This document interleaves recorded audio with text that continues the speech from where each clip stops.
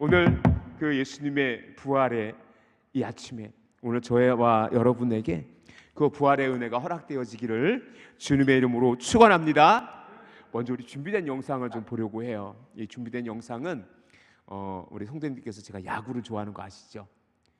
1982년도에 있었던 한일 세계 선수권 대회에서 결승전의 장면입니다. 잠시 영상을 보고 말씀을 나누겠습니다. 많은 야구 팬들 잠실 야구장을 완전히 메우고 있습니다. 투수 선동열 쳤습니다. 좌측 라인 합성입니다. 안타 됩니다. 빠졌습니다. 주자 2루 돌아서 3루, 이거 홈까지 뛰겠는데요.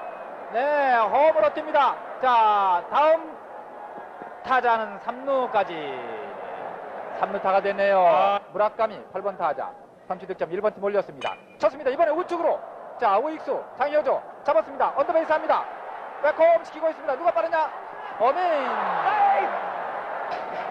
8회 말 한국심의 공격, 심재원 8번 타자, 안타 없습니다. 2번 나와서 2번의 공격 기회밖에 남아있지 않습니다. 이 심재원군이 그 활로를 열어주면 참 좋은데 말이죠. 8번 타자 쳤습니다. 이겼습니다. 네,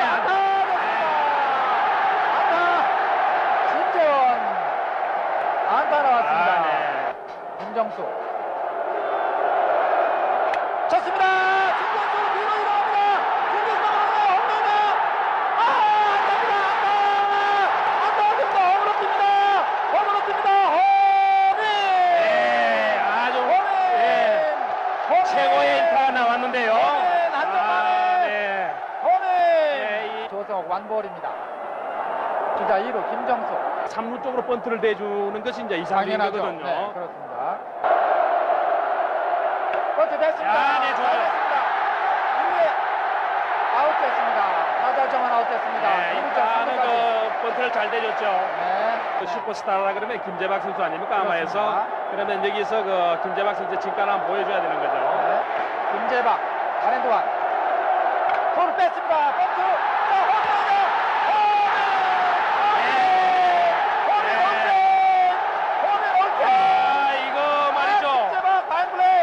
이거는 김재박 선수가 뭐 홈런 하나보다도 훨씬 좋은 거예요. 네. 쳤습니다.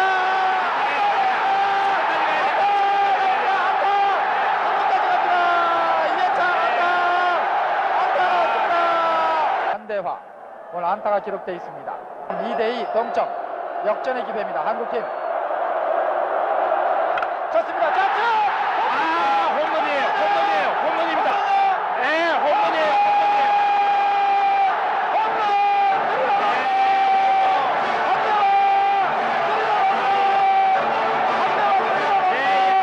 뭐 완전히 스타로 말이죠. 한대화 스리런 홈런.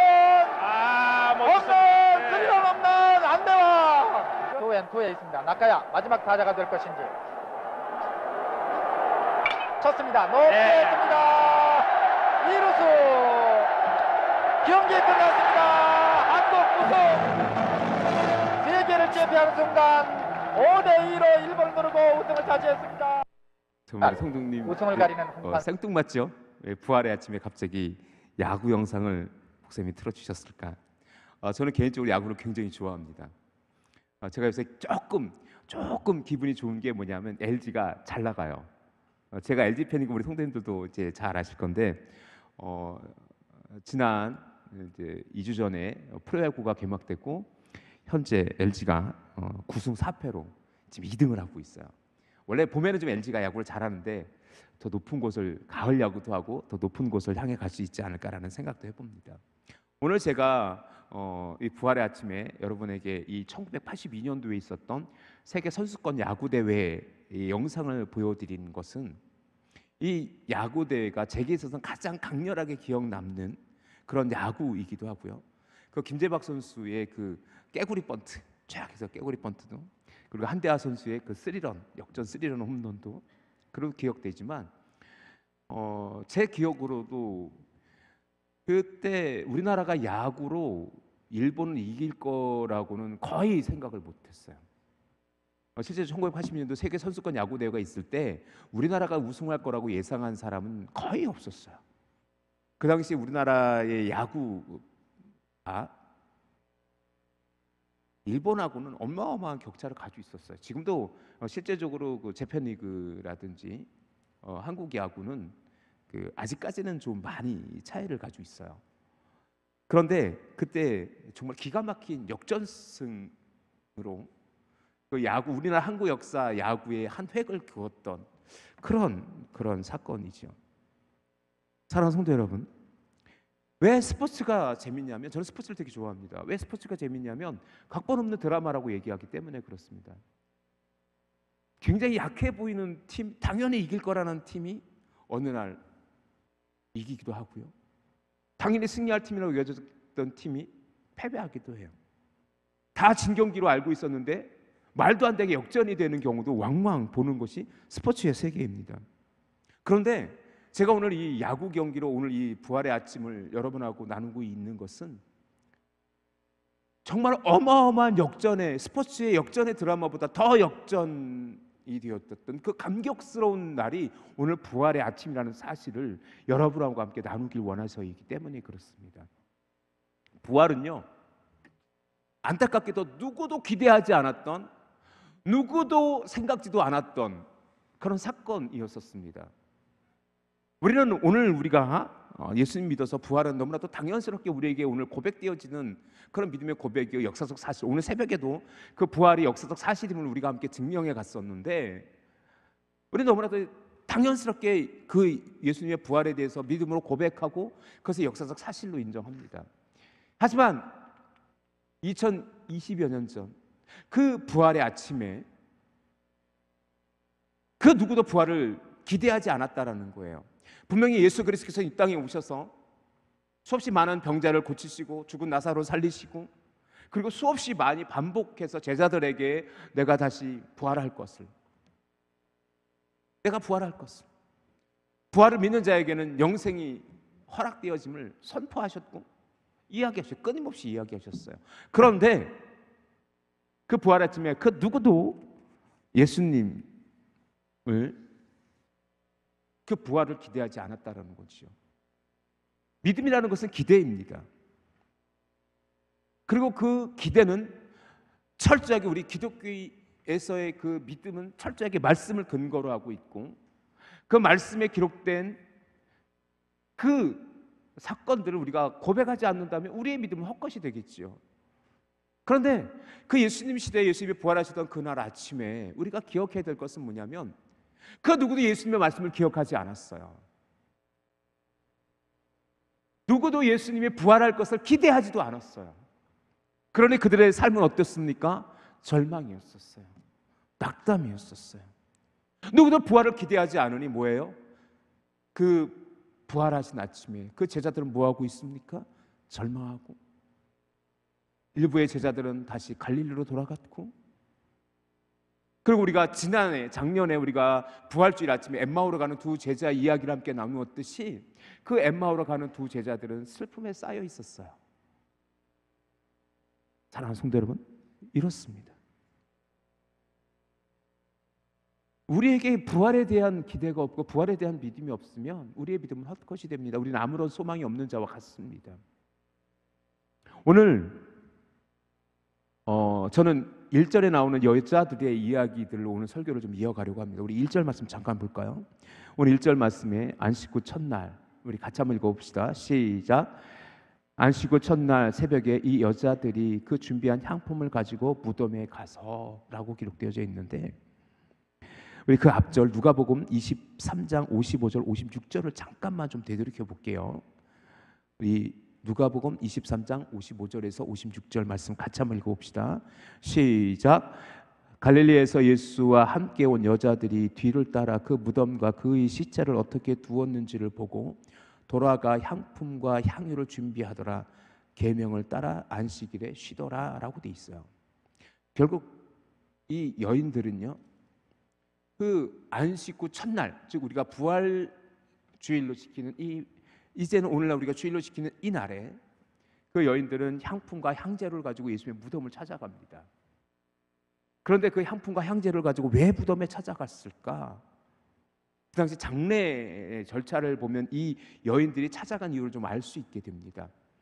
예수님의 그 십자가의 죽으심이 금요일 날 이루어졌죠. 금요일 오후 3시에 운명하셨어요. 그리고 그 우리가 알고 있는 그 한 사람, 부자 청년이라고 알려져 있는 아리마대 요셉이라는 청년이, 그 사람이 가서 그 빌라도에게 가서 예수님의 시체를 내어달라 요구하고, 그 내어준 시체를 가지고 그 아무도 사용하지 않았던 그 아리마대 사람 요셉의 무덤에 예수님을 안치합니다. 그리고 돌을 굴려놔요. 자, 우리가 이미 몇 번 말씀드렸던 것처럼 유대인들의 그 장례 절차는 우리나라처럼, 우리나라 옛날의 매장의 방식을 취하지 않습니다. 오늘날처럼 화장의 절차를 취하지 않습니다. 큰 굴에 그 석회암 굴을 쪄요. 그래서 굴을 만들기도 해요. 천연굴도 사용하기도 하고 인공의 굴도 사용하기도 합니다. 굴을 해서 그곳에 시체가 다 부패돼서 뼈가 남을 때까지 그 시체를 보관하는 곳이 있어요. 그리고 그 뼈를 다시 수거해서 영원히 안장하게 되는데, 그 과정을 거치게 되는데, 그 예수님의 시체가 그 아리마대 사람 요셉의 한 번도 사용하지 않았던 그 무덤에 안치되어지고 큰 돌로 막아놨습니다. 왜냐하면 그 유대인들은 그 시체를 보호하기 위해서 큰 무거운 돌로 그 무덤의 문을 돌로 막아놓는 것이 그들의 장례 풍습입니다. 그리고 그 전에 그 시체를 옮기고 그 굴에 안치하기 전에 향품과 유향을 발라요. 그 시체 전체에. 그래서 아가페 성경사전에 보면은 2가지 이유가 있다고 합니다. 첫 번째는 부패를 좀 방지하고, 또 하나는 뭐냐면 그 썩는 냄새를 좀 막기 위해서 향품을 발랐다고 해. 무덤에다가 안치했기 때문에 그 무덤에 아무리 무덤을 견고히 한다고 해도 그 냄새가 나오기 때문에 그 냄새를 방지하기 위해서 썩은 데를 좀 진정시키기 위해서 향제를 발랐다고 합니다. 그런데 아마도 그 아리마대 사람 요셉이 급하게 예수님의 그 시신을 그 굴에 안치하는 과정에서 아마도 향품을 바르지 않았을 가능성이 있어요. 그래서 이들은 뭐예요? 이 여인들은 그 예수님의 시체가 어디로 안치되는지를 따라가 봐서, 그 다음 날이 안식일이기 때문에 안식의 규정에 의해서 시체를 만질 수 없고 그것을 따라갈 수 없었기 때문에 안식 후 다음 날 첫날의 그 새벽에 그렇게 그 예수님의 무덤에 갔던 거예요. 자, 여기서 우리가 좀 안타깝게 여길 것은 뭐냐면, 이 여인들조차도 예수님의 부활을 기대하지 않았어요.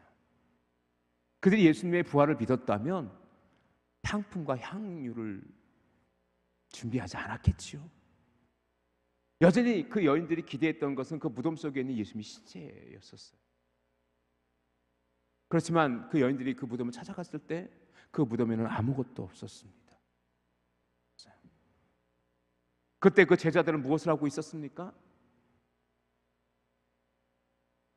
그들은 제자들조차도 예수님의 부활을 기대하지 않았고, 그 제자들조차도 시름에 빠져 있었고 두려워 떨고 있었어요. 왜? 예수님께서는 유대법에 의하면 신성모독죄요, 로마법에 의하면 반역죄입니다. 그 예수님을 쫓았던 그들이 언제 다시 유대인들에 의해서 로마인에 의해서 끌려갈지 모르는 상황이었기 때문에 그들의 몸을 꼭 걸어 잠그고 있었어요. 그들은 어떤 희망도 가지고 있지 않았어요. 어떤 기대도 가지고 있지 않았어요. 자, 우리 6절 오늘 본문을 좀 볼까요? 우리 11절 말씀을 좀 보십시다.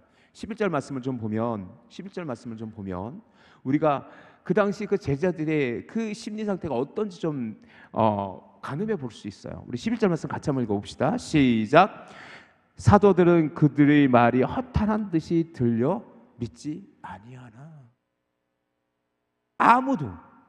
아무도 믿지 않았어요. 심지어 그 여인들이 와서, 그 여인들이 누구예요? 막달라 마리아, 요한나와 야고보의 어머니 모친 마리아와 그 여러 명의 여인들이 와서 우리 예수님이 부활했어요, 우리가 지금 그분을 만났어요 라고 얘기했는데도 그 여인들의 말을 허탄한 것으로 여겼어요. 아무도 믿지 않았어요. 오직 한 사람 베드로만이 혹여나해서 그 빈 무덤으로 달려가요. 그런데 끝을 보면 그 된 일을 놀랍게 여기며 집으로 돌아가니라. 이 12절 말씀 다시 한번 우리 볼까요? 12절 말씀 한번 다시 한번 보실래요?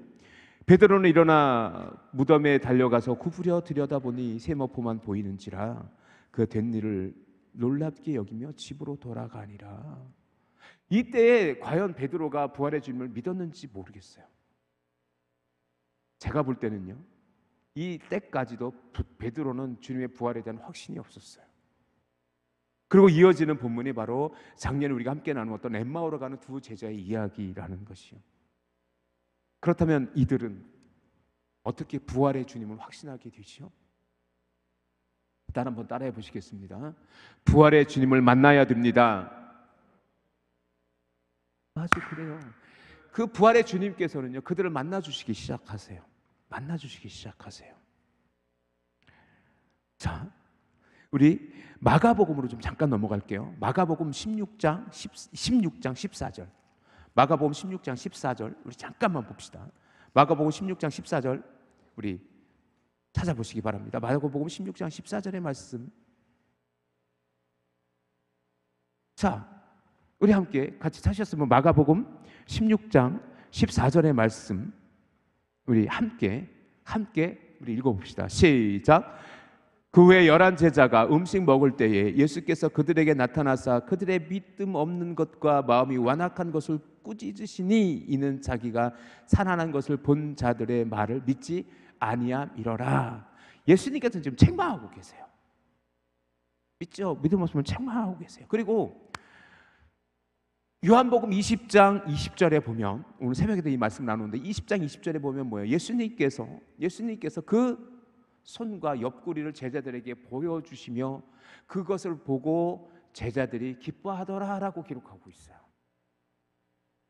사랑하는 성도 여러분, 기억하십시오.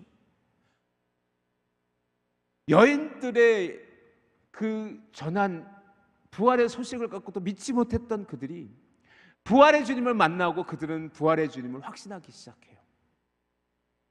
도마, 우리가 의심 많은 도마라고 얘기하는 도마는 어떻습니까? 예수님이 그 제자들과 함께 했을 때 처음에는 없었어요. 그런 제자들이 이야기해요. 우리 주님이 살아나셨다고. 그러자 그 의심 많은 도마가 이렇게 얘기해요. 내가 직접 보고 그 옆구리에 손가락을 넣어보지 않으면 내가 도저히 믿을 수 없다라고 얘기해요. 그러자 예수님께서 다시 그 11 제자들이 모여있을 때 다시 나타나세요. 그리고 그들에게 나타나셔서 특별히 도마에게 그 못 박힌 손과 창에 찔린 옆구리를 내어 미시며 내 손가락으로 내 옆구리에 넣어봐라. 그리고 보지 않고 믿는 자가 되라. 보고 믿는 자가 아니라 보지 않고 믿는 자가 되라라고 도마에게 부활의 몸을 보이시고 그를 손가락을 옆구리에 넣어보기까지 허락하셔요. 실제적으로 도마가 손가락 넣는지 안 넣는지 몰라요. 그런데 재미난 얘기 아십니까? 인도 첸나이에 가면 도마 순교 교회가 있는데 사실 이제 제가 직접 가서 보지는 못했는데 거기에 도마 손가락이 있대요. 왜 도마 손가락이 있냐면 예수님의 옆구리에 손가락을 넣어서 그 위로 손가락이 신체의 모든 부분을 썩어도 손가락은 안 썩었대요. 그래서 도마 손가락이 남아있다는 전설 같은 얘기가 들리는데 그건 사실인지 아닌지 모르겠어요. 어쨌든 중요한 거는 뭐냐면 예수님을 만난 도마도 부활의 증인이 되어가는 것이요. 사랑하는 성도 여러분, 오늘 이 아침에 부활의 주님을 만나는 저와 여러분 되어질 수 있기를 주님의 이름으로 축원합니다. 여러분이 부활의 주님을 경험하셔야 돼요. 부활의 주님을 만나셔야 돼요. 이미 부활의 주님께서는 지금도 우리를 위해 중보하고 계시다는 사실을 믿으시기를 주님의 이름으로 축원합니다. 이 정말 예수님은 부활하셨을까? 의심하는 분들이 한 분이라도 계시면 여러분에게 그 의심이 사라질 수 있기를 주님의 이름으로 축원합니다. 진짜 부활은요, 믿기 어려운 우리의 신앙의 고백이고 역사적 사실이에요. 실제적으로 예수님의 부활의 이야기는요, 끊임없는 논란의 대상이 되어지기도 합니다. 그건 예수님 시대도 마찬가지였었어요. 예수님께서 부활했다는 소식이 들려요. 그랬더니 엄청난 가짜 뉴스가 퍼지기 시작해요. 그걸 누가 만들었냐면 바로 그때 당시 유대인들의 제사장과 종교 지도자들입니다. 우리가 좀 함께 확인해 볼 말씀이 있는데, 자, 여러분 정말 중요한 말씀입니다. 마태복음 28장 12, 13절이 있습니다. 마태복음 28장 12, 13절 한번 보시기 바랍니다. 마태복음 28장 12, 13절. 그들이 자막을 띄워주시면 좋은데 마태복음 28장 12, 13절 준비되었으면 자막을 좀 띄워주셨으면 좋겠습니다. 자막이 안 띄워지네요. 자, 우리 마태복음 28장 12, 13절 말씀 우리 같이 찾으셨으면 같이 읽습니다. 시작. 그들이 장로들과 함께 모여 의논하고 군인들에게 돈을 많이 주며 이르되 너희는 말하기를 그의 제자들이 밤에 와서 우리가 잘 때에 그를 도둑질하여 갔다 하라 라고 그렇게 소문을 퍼뜨리기도 했었어요. 그리고 오늘 우리는 새벽에 부활의 많은 증거들에 대한 이야기들을 나누었어요. 혹시 부활에 대한 증거들의 이야기를 듣고 싶으신 분들은 오늘 유튜브에서 오늘 우리 교회 새벽 부활주의 새벽 예배를 영상을 다시 확인해 주시기를 부탁드립니다. 예수님께서 진짜 살아나셨어요. 그 이외에도 부활을 믿지 못하는 많은 이들이 있었어요. 정말 예수님의 부활은 사실일까? 오늘 새벽에 함께 나눈 리 스토러벨의 부활의 증거라는 책도 있고요. 또 한 권의 책을 여러분에게 소개시켜드리고 싶은데 영국의 저널리스트 프랭크 모리슨이라는 사람이 쓴 책입니다. Who moved the stone? 누가 돌을 옮겼느냐라는 책이에요. 이 책의 마지막 결론에서 이 책을 쓴 이유가 있어요. 이 프랭크 모리슨이라는 사람은요, 저널리스트예요. 기자예요. 신문에 기고라는 사람이에요. 그런데 도대체 부활이 믿어지지 않는 거야. 예수님에 대한 십자가의 죽으심과 부활의 사건에 대해서 의심을 품고 부활을 비롯한 이 시대의 사건들을 다시 파헤치기 시작해요.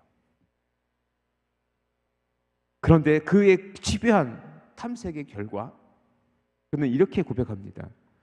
그의 책 마지막 부분입니다. 그렇다면 사도신경에서 많은 논쟁의 대상이 되었던 문장, 즉 사흘 만에 죽은 자 가운데서 다시 살아나시며 라는 그 사도신경의 고백은 매우 강한 역사적 근거를 가지고 있다. 자세한 내용을 알고 싶으신 분들은 이 책을 사서 꼭 보시기를 부탁드립니다. 그리고 이 책에서 프랭크 모리슨은 이런 얘기도 해요. 우리 같이 한번 읽어봅시다. 시작. 이런저런 논의보다 더 분명한 증거는 제자들의 삶일 것이다. 십자가의 죽음을 보고 뿔뿔이 흩어졌던 제자들, 절망을 안고 낙향의 길을 갔던 그들이지만 예수님의 빈 무덤 그리고 부활을 목격한 제자들의 삶은 놀랍게 달라졌다. 그 변화는 불과 3일 후였다. 두려움 많던 그들의 용기 있는 부활의 증인이 되었고 부활을 증거하기 위하여 순교의 길을 선택했다. 할렐루야. 오늘 새벽에 나왔던 것처럼 리 스토러벨도 부활의 증거라는 책에서 만약에 부활이 제자들이 그 당시 많은 루머 중에 하나가 뭐였냐면 제자들이 예수님의 시체를 숨기고 부활했다고 거짓말했다. 3년 동안 그들이 예수님을 쫓았기 때문에 예수님이 십자가에다가 죽으시고 나서 그들의 논리를 스스로 주장하기 위해서 예수님의 시체를 훔쳐서 부활했다고 거짓말했다라는 소문이 실제적으로 예수님 시대에 있었어요. 그런데 리 스토벨도 마찬가지고 프랭크 모리슨도 마찬가지고 그렇다면 그 제자들이 그들의 거짓말을 지키기 위해서 그 거짓말을 사실로부터 지켜내기 위해서 그들의 목숨을 버렸다고 그건 말도 안 되는 일이다라고 그렇게 이야기하기도 합니다. 사랑하는 성도 여러분, 기억하십시오. 예수 그리스도께서 부활하셨다는 것은 역사적 사실이며 이제 우리가 선포할 수 있어야 됩니다. 예수 그리스도께서 부활하셨다는 것은 바로 승리의 선포라는 사실입니다. 사랑하는 성도 여러분, 기억하십시오. 우리가 기억해야 될 것은 뭐냐면 이 부활의 아침에 부활은 사탄마귀 악한 영으로부터 예수님께서 십자가에 죽으셨음은 사탄의 승리처럼 보였어요. 실패처럼 보였어요. 하지만 예수님의 부활은 마침내 하나님께서 예수님을 통해서 구원을 이루신 승리의 선포라는 사실을 우리로 깨닫게 하신다는 사실을 기억하시기를 주님의 이름으로 축원합니다. 그렇기 때문에 부활은요 우리에게 승리의 선포가 되어줘야 됩니다.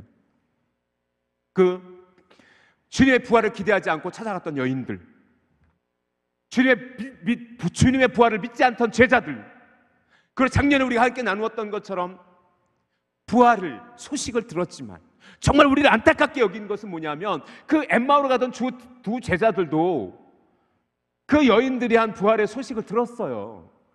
오늘 성경을 자세히 봅시다. 오늘 성경 누가복음 24장 22절부터 24절까지 또한 우리 중에 어떤 여자들이 우리로 놀라게 하였으니 이는 그들이 새벽에 무덤에 갔다가 그의 시체는 보지 못하고 와서 그가 살아나셨다 하는 천사들의 나타남을 보았다 함이라. 또 우리와 함께 한 자 중에 두어 사람이 무덤에 가 과연 여자들이 말한 바와 같음을 보았으나 예수는 보지 못하였느니라 하거늘.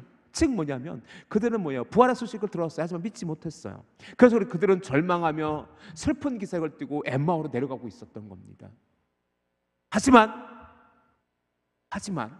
부활이 믿어진 여인들은 부활의 증거자가 되어졌고